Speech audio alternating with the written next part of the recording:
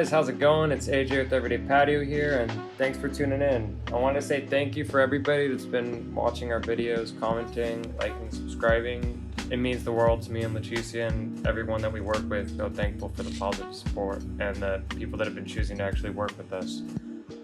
But moving forward with this video, this is going to be the third job I've actually done at this property. They've been kind of redoing their yard in stages, so we finally moved to this part of the yard. They're getting rid of this angled patio cover, that rolled roofing on top, and you can see here we're just taking it off in sections.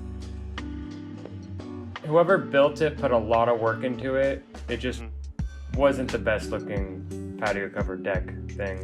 That deck too, they secured that so well to the ground that they never thought that this thing was going to be taken down. So here you're just seeing we had to cut it in sections because there's just so many redheads were put into the ground. We just had to break it apart.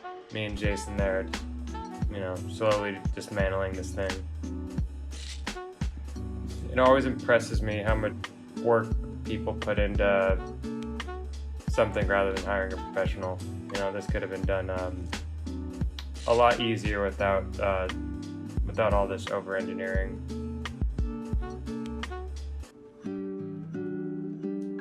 Those are the bolts, the redheads. I think the issue they were running into was just the height. It was such a low deck. So we're grinding off the redheads. The homeowner's gonna have a concrete guy come out and pour a slab to raise the foundation of the room, so that way water doesn't try to go into the room when it rains. And that's the main concern with sunrooms. You got to make sure there's proper water drainage. So a lot of times it's smart just to get a proper slab put in before moving on to the rest of the sunroom build. Cinder blocks, pony walls, those are all normal things when you're doing a sunroom.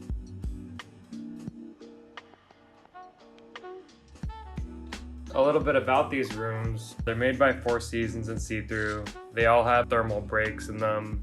They've been updated in 2021 and have a lot of low-E dual pane features on the glass. It's a really good product. I stand by it, and I'm glad anytime we get to build it. There's some cheaper sunrooms out there and like 2-inch wall systems, but it really they can end up looking a little bit cheap at the end. So it's good just to get if you're gonna get a room, get the proper brand and size walls. You don't want to have a 2-inch wall system. And here we're cutting for the first piece. So on this build,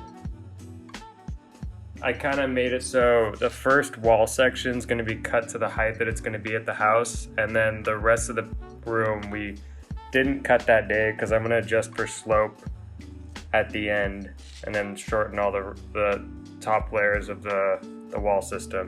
But that first track on the wall that I'm putting in is the height that it's going to be at the end of the day. So that's what the rest of the room is going to be sloped off the following day.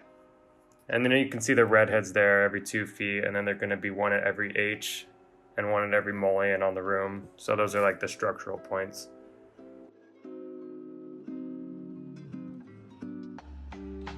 That's the new mullion kind of system that they've created for the electrical.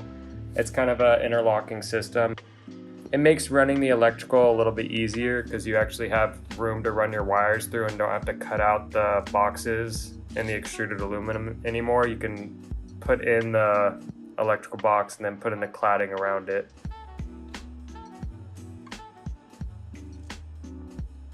And then we're trying to get to that corner as fast as possible, because once you get to that corner you have shear strength and then the room is solid. You got to level as you're going too. As you see there, I used the 2-foot level on each window section. Those windows were on this job in between 36, 48, and 54-inch wide windows, all with a 54-inch height. So that's the corner piece going in, and then we're going to build the front wall so we can attach those two parts of the wall system. You also have the option when you get these rooms to put glass above and below, glass kickplates and upper transoms. Those end up looking really awesome too.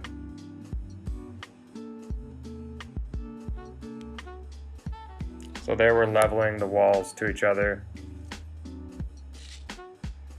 The windows on this particular room system are drop-ins, so you have to make sure every single wall area is level or they're not going to properly open and close.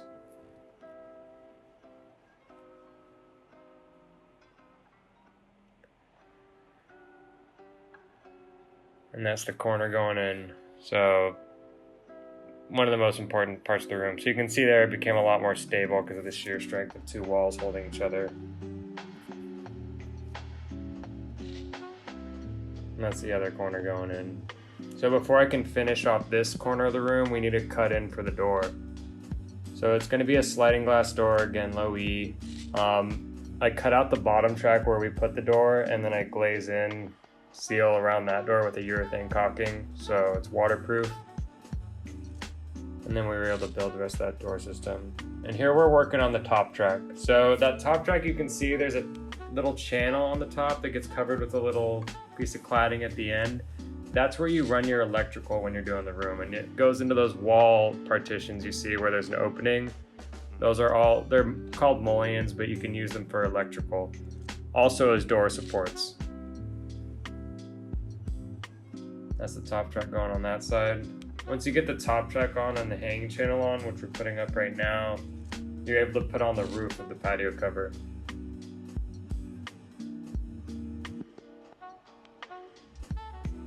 So it's all an insulated roof system. Right here we're connecting the GFIs on the room. So proper GFI wiring is important when you're doing these rooms.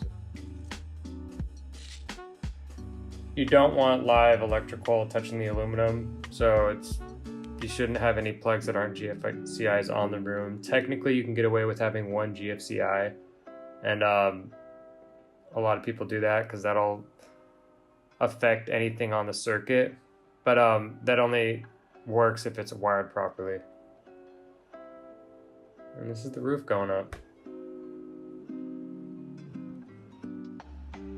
They're all interlocking panels.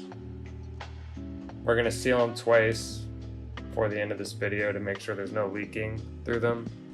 To minimize any water penetration into the room, we just multiple layers of sealant are normally recommended. At least that's what I recommend.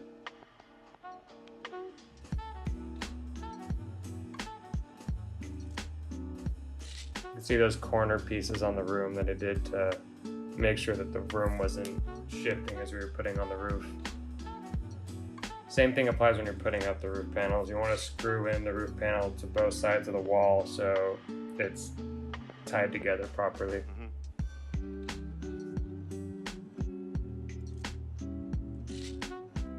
And here we're dropping in the windows. So this is a really quick part of the build if you've properly leveled off your wall sections as you were going.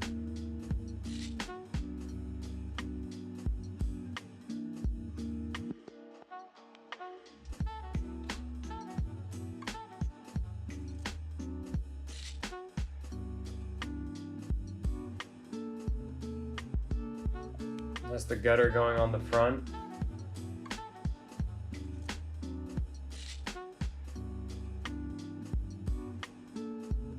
And drainage was mostly sent to the right on this room. The homeowner's actually collecting some of the rainwater, so eventually there's going to be a rainwater system over there with some tanks. On the other patio cover there already is one.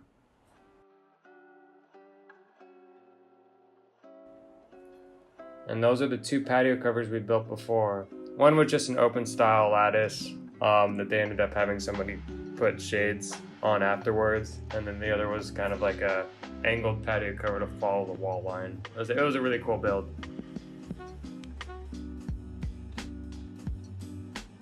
And here we're getting all the cladding put in to cover all the electrical areas.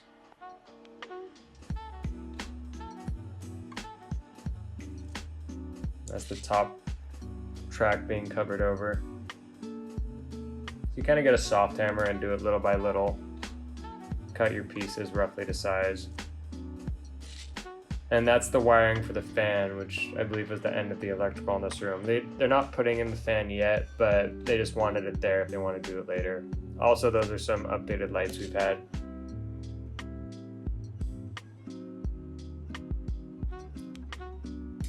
a lot of the lights now that we get, which is kind of a cool thing in the past year that's come around, is you can change the color of the light from 2700K to 5K, one being like a more living room light, or like a brown light, and then one being kind of like a white light at 5K.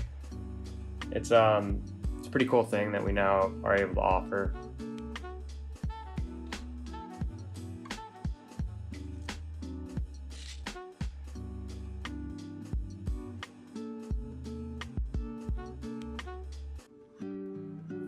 And here we're at the end of the room. So I'm really glad with how this room came out. They added in flooring later too, which looks great. They mudded the walls and eventually painted over with that blue. It really comes together great and became the room that I think they really wanted. And I'm very thankful to have built it, and everybody at Everyday Patio too. So if you're looking forward to more videos about patio covers, sunrooms, and backyard remodels, please subscribe to Everyday Patio. We have a lot more content coming and look forward to showing it all to you guys. So I hope you have a great day, and Everyday Patio out.